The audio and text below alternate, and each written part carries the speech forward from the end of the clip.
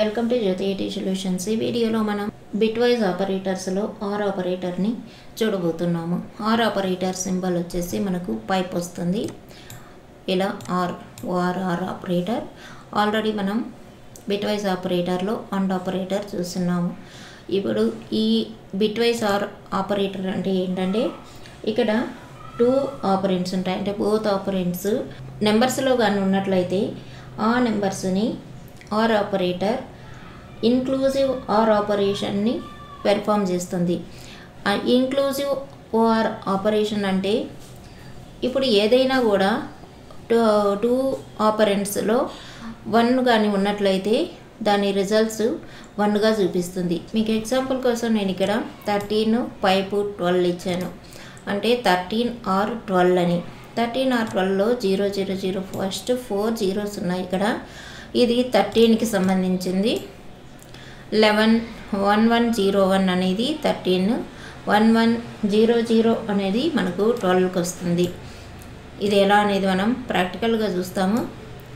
ఇవి మనకి ఇక్కడ 4 zeros ఉన్నాయి, ఇక్కడ కానీ ఇక్కడ కానీ. కాబట్టి మనకు రిజల్ట్స్లో 4 zeros వస్తాయి.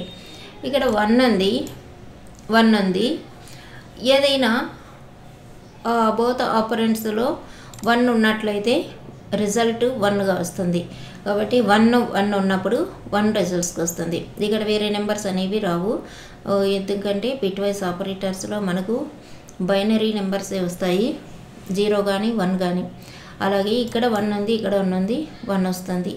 0 0 ఉన్నప్పుడు 0 వస్తుంది, 1 ఒక 0 ఉన్నప్పుడు 1 వస్తుంది. ఇది మనకు బిట్వైజ్ ఆర్ ఆపరేటర్ ఇలా వర్క్ అవుతుంది. నెక్స్ట్ వన్ బిట్వైజ్ XOR అంటే ఎక్స్క్లూజివ్ OR ఆపరేటర్. దీన్ని మనం క్యాప్ సింబల్ తోటి ఆపరేటర్ని యూజ్ చేస్తాము. ఇక్కడ ఎగ్జాంపుల్ కోసం మనం 13 12 తీసుకుంటాము బైనరీ నెంబర్స్గా. మధ్యలో మనం క్యాప్ పెట్టినట్లయితే ఎక్స్క్లూజివ్ ఆపరేటర్. అదే మనం పై పెట్టినప్పుడు ఇన్క్లూజివ్ ఆపరేటర్ అవుతుంది. దీనికి మనకు ఎక్స్క్లూజివ్ ఆపరేటర్ అని XOR లేకపోతే పైప్ సింబల్ తోటి చూస్తాము. సేమ్ 13కి వచ్చేసి మనకు 1101, 12కి వచ్చి 1100 ఉందనుకుందాము. ఇది డిఫరెంట్గా ఉంటుంది.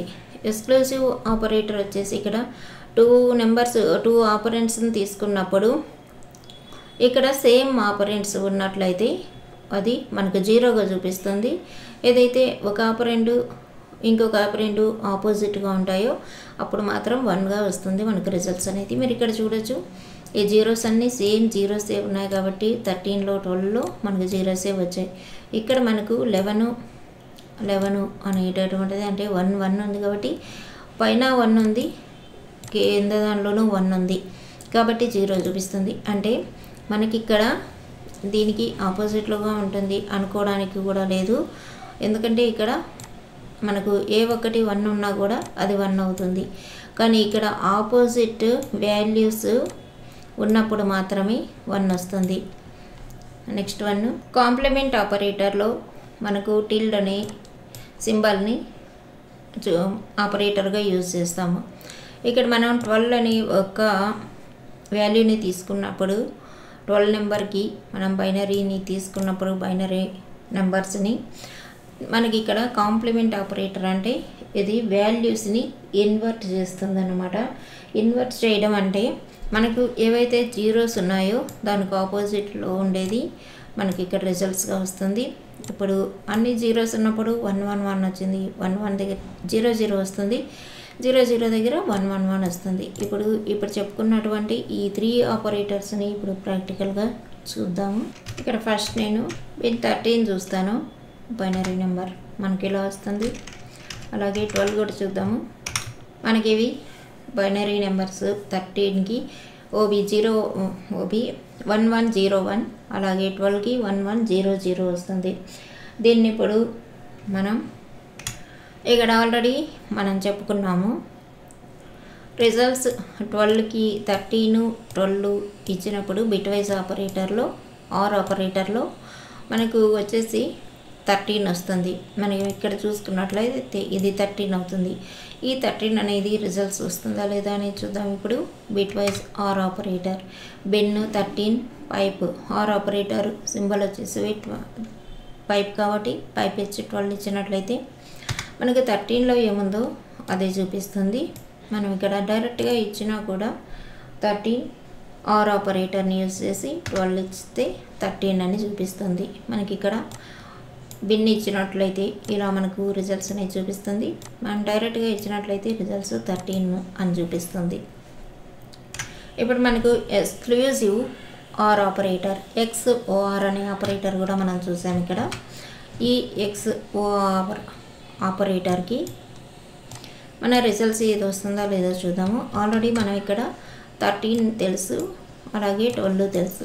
ఇప్పుడు మనం డైరెక్ట్గా ఇక్కడ బిన్ సింబల్ మారిస్తే మనకు సరిపోతుంది. 13 మనకు సింబల్ వచ్చేసి క్యాప్ ఉంటుంది, అది 6 మీద ఉంటుంది. 12 సేమ్ నెంబర్ యూజ్ చేస్తున్నాను. ఇక్కడ మనకు రిజల్ట్స్ అనేది ఇలా చూపించింది. మనం 13 క్యాప్ 12 ఇచ్చినా కూడా మనకు 1 అని చూపిస్తుంది. ఇక్కడ 1 అని చూపిస్తుంది. ఎందుకు ఇలా చూపిస్తుంది అంటే మనకి ఇది 13 కాదు 12 కాదు కాబట్టి ఇక్కడ 1 ఉంది కాబట్టి మిగతావన్నీ జీరోస్లో ఉన్నాయి కాబట్టి 1 ఎక్స్క్లూసివ్ ఆపరేటర్ ఏంటంటే 1 అని. ఇవి ఎక్కడ వస్తాయి అనేది చాలామందికి డౌట్ రావచ్చు.